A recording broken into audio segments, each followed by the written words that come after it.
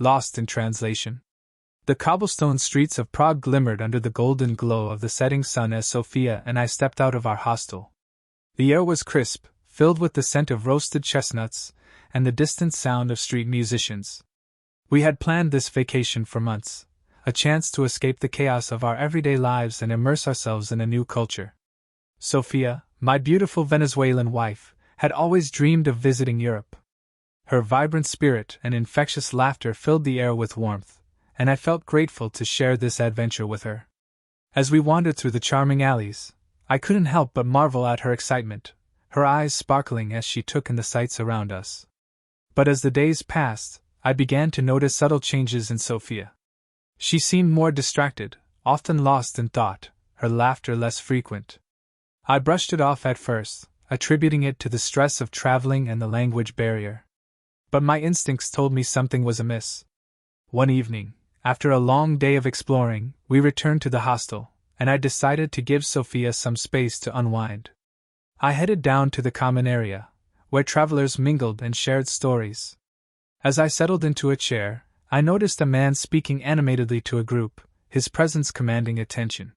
He was tall, with sharp features and an air of confidence that was hard to ignore. I soon learned he was a casting director visiting from Paris. He was charismatic and charming, and I couldn't help but feel a pang of unease as I watched him interact with the guests, especially Sophia, who had wandered over to join the conversation. At first, I dismissed my concerns, telling myself that she was simply being friendly. But as the night wore on, I couldn't shake the feeling that there was something more. I noticed the way she laughed at his jokes, how her eyes sparkled with interest as he spoke about his work in the fashion industry. Later that evening, when Sophia returned to our room, I could sense a change in the air. "Who was that guy?" I asked casually, trying to sound nonchalant. She shrugged, a hint of nervousness in her voice. "Just someone from the hostel. He's a casting director. He was talking about some opportunities." "Opportunities?" I echoed, my heart racing. "What kind of opportunities?"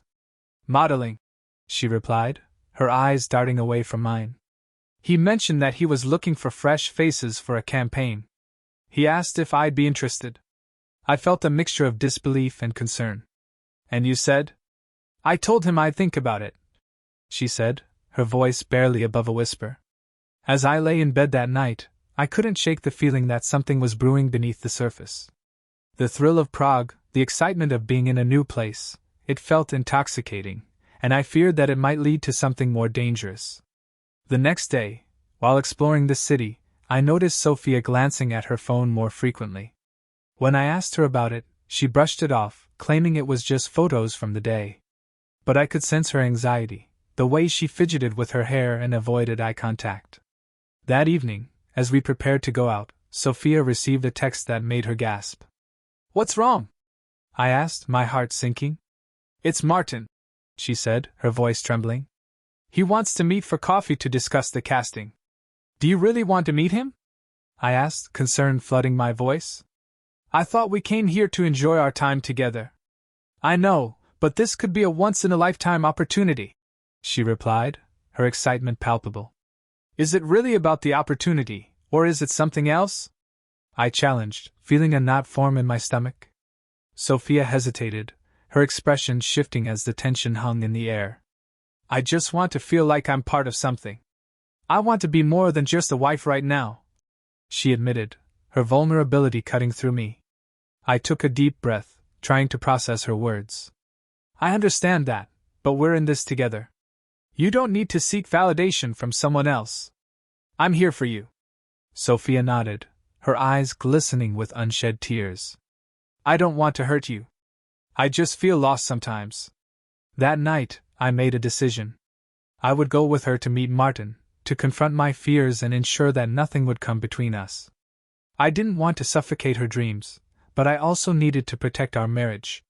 The following day, we arrived at a small cafe where Martin was waiting. He greeted us with a charming smile, his charisma palpable as he engaged Sophia in conversation. I sat nearby, feeling like a spectator in my own life, tension bubbling beneath the surface.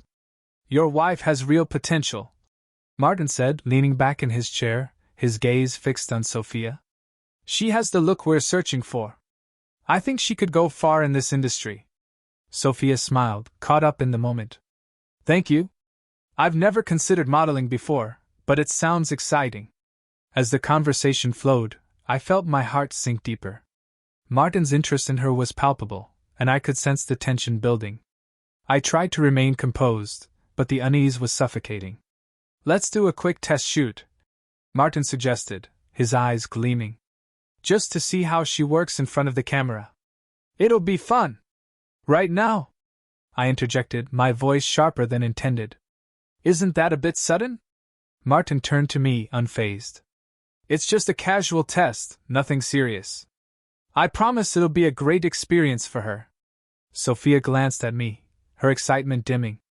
I'm okay with it, if you are. Are you sure this is what you want? I asked, trying to gauge her intentions. She hesitated, her brow furrowing as she contemplated the offer. I think it could be fun, but I don't want to hurt you. The tension hung heavily between us, and I could see the conflict in her eyes. I just want to make sure you're doing this for the right reasons, I said gently. Martin leaned forward, his voice smooth. Elena, this could open doors for you. You'd have a chance to explore a whole new world. Just think about the opportunities. Maybe you should give it a shot, Sophia, I said reluctantly, wanting to support her. But we need to be clear about boundaries. I understand, Sophia replied, her voice steady. I won't let anything happen that would hurt our marriage. As they continued to discuss the details, I felt a surge of dread. I knew that the excitement of modeling could easily lead her down a dangerous path, one where the line between opportunity and betrayal could blur in an instant. Finally, I couldn't take it anymore. I need to go, I said, standing up abruptly. I can't just sit here and watch this. Elena's eyes widened, and I could see the hurt in her expression. Wait, don't go. But I shook my head, feeling overwhelmed. I need time to think. This isn't what I signed up for. I thought we were in this together, but now I feel like I'm losing you. Please don't leave me, she begged, her voice breaking. I'll be outside, I replied, my heart heavy as I walked away. The weight of our struggles felt insurmountable, and I needed a moment to process everything. Outside the cafe, I leaned against the lamppost, taking deep breaths as the chill of the evening air washed over me. I was torn. Part of me wanted to trust Sophia and support her dreams, but another part feared that this opportunity could lead her into dangerous territory. After what felt like an eternity, Sophia stepped outside, her expression filled with concern. Please talk to me, she said, her voice trembling. I didn't mean to push you away. I'm scared. I'm scared too, I admitted, my heart aching. I don't want to lose you, but I can't shake the feeling that this is too risky. I want to support you, but I need to know that you're committed to us first. She nodded, tears spilling down her cheeks. I promise I'll put us first. I just wanted to feel alive again, to explore something new. But I realize now that I can do that with you. Taking a deep breath, I reached for her hand, feeling the warmth of her skin against mine. Let's find a way to explore together, to reignite the spark that brought us together in the first place. We can do this as partners, not alone. As we stood there, holding each other tightly, I knew we had a long road ahead. But with our commitment to honest communication and mutual support, I felt hopeful for the future. We could navigate this together, one step at a time, and perhaps emerge stronger than ever. In that moment, I realized that love wasn't just about the exciting moments. It was about facing the challenges together, supporting each other through the highs and lows. And as we walked back into the cafe, hand in hand, I knew we were ready to face whatever came next, together.